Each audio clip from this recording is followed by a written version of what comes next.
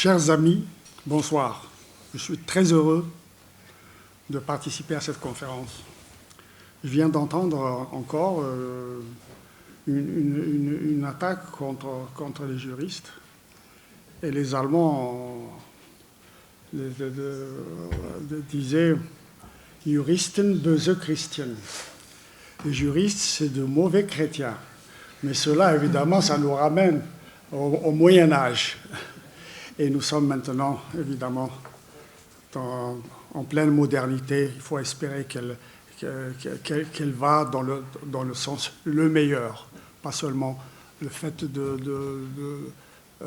droits de l'homme, du droit humanitaire, mais aussi que tous les problèmes qui avaient été mis de côté par les organisations de l'ONU doivent être remis sur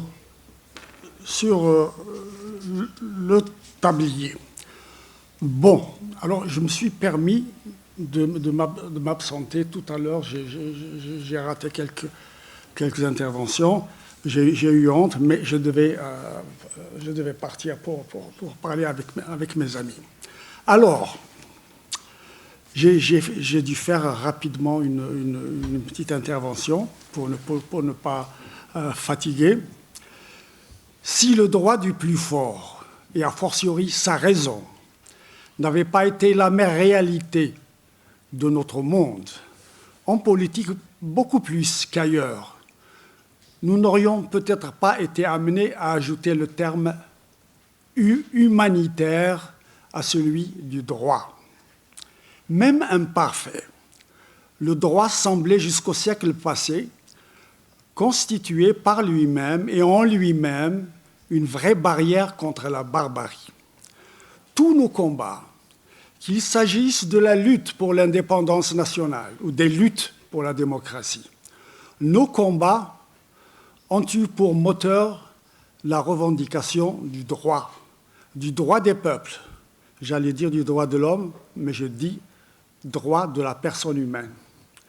Mais le mot en lui-même, qu'il recouvre une lutte nationale, une lutte sectoriale, le mot droit avait probablement à tort une dignité en soi qui réagissait sur ceux qui ont réclamé, sinon le rétablissement, du moins l'instauration. Mon propos n'est pas de développer une réflexion sur le droit, mais ma modeste expérience de militant pour l'indépendance nationale, puis celle de militant pour la démocratie, m'ont enseigné un certain nombre de choses que j'aimerais partager avec vous. Face aux puissances coloniales et à leur complicité, ni le droit international, ni le droit international humanitaire ne pouvaient être respectés et mis en œuvre. En Algérie, c'est en 1956, en pleine guerre, au congrès de la Soumam, que les délégations militantes des différentes wilayas de l'Algérie ont pris conscience, pendant leur congrès clandestin, de l'impératif stratégique et urgent de renforcer à outrance les actions diplomatiques et de communication. Il s'agissait de mobiliser des actes de solidarité internationale avec l'Algérie combattante et de soutien des institutions onusiennes. Ces tâches s'imposaient face à des entreprises guerrières d'extermination et à des violations du droit international impunies. Le peuple algérien, comme d'autres, n'avait pas oublié l'impact gigantesque exercé par la conférence de Bandung sur l'accélération des phénomènes de décolonisation. Force est de constater que les résolutions adoptées par le congrès de la Soumam sur l'internationalisation du conflit algéro-français et sur le soutien solidaire des peuples du monde entier à la nation algérienne sont adoptées aux côtés de deux résolutions fondamentales. C'était ça l'Algérie compétente. L'une qui consacre la primauté du politique sur le militaire. Je répète, la primauté du politique sur le militaire qui avait été adoptée par la plupart des résistants. L'autre qui impose le principe de la collégialité, garant d'une cohérence démocratique et d'une cohésion politique. D'autant que la composition pluraliste de ce congrès historique avait jeté les bases d'un consensus national avec pour évolution positive, d'abord, de prendre de vitesse et de faire échec aux tentatives de division et de récupération des élites attentistes par le nouveau gouverneur général Soustelle.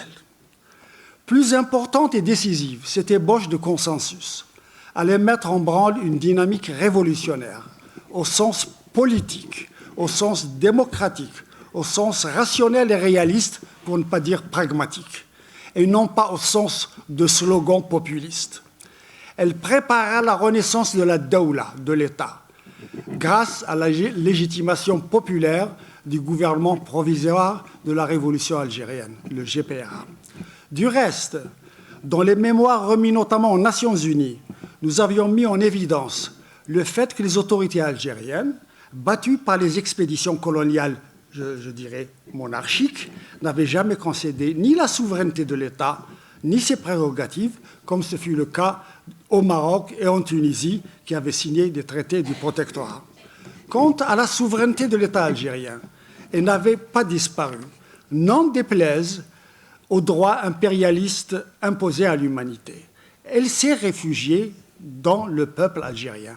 Et chaque fois qu'il pouvait aller aux urnes depuis la fin de la Première Guerre mondiale, se prononcer clairement pour la liberté et l'indépendance de son pays, défiant fraude et répression sauvage.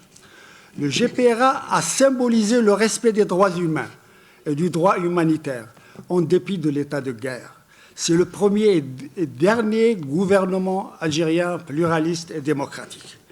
Il ne cessait de rappeler à l'état-major, à l'ordre, l'état-major des frontières, qui était au Maroc et en Tunisie, pour condamner les violations des droits humains et dénoncer avec fermeté les liquidations sans justice et les emprisonnements arbitraires parmi les compatriotes commis sur les sols marocains et tunisiens. Par ailleurs, à propos du sort des prisonniers français pendant la guerre, le GPRA s'est opposé fermement à ce qu'ils soient abattus. C'était pour lui une manière d'être humaniste d'abord, et en plus de jouer le jeu de la légalité internationale et d'asseoir le prestige de la Révolution en faisant respecter les normes du droit international humanitaire, alors que l'armée coloniale, qui se targuait de comportements civilisés, continuait à défier la communauté internationale en poursuivant la stratégie des crimes de guerre et des crimes contre l'humanité. Une fois l'indépendance proclamée,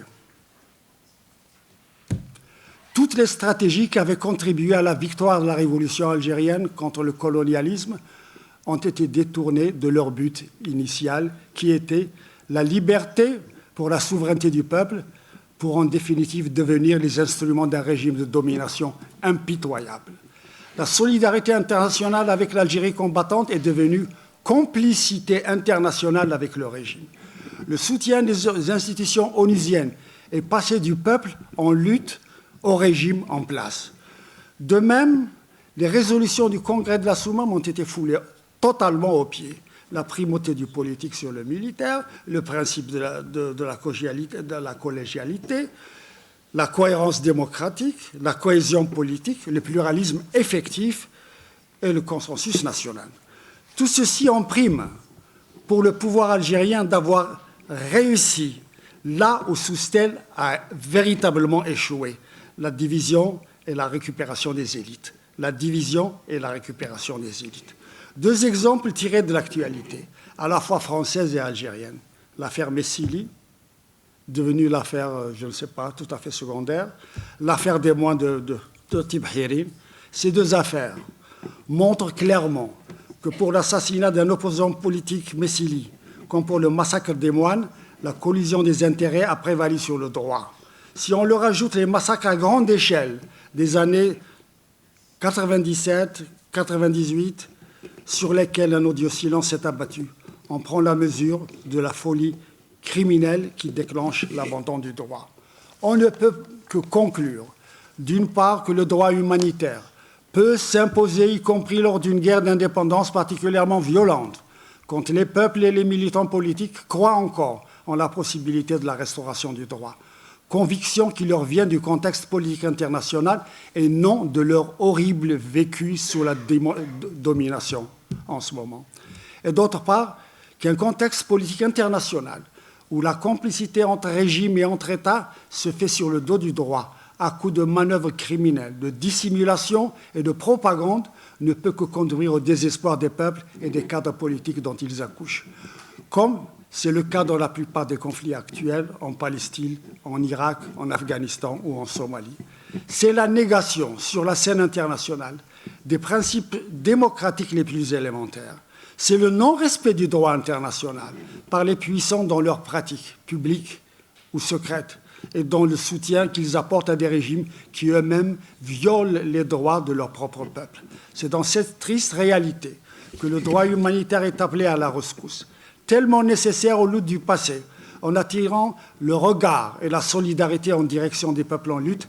N'est-il pas en train d'être dévoyé maintenant que des États en ont fait un élément de domination parmi d'autres dans leur stratégie de domination?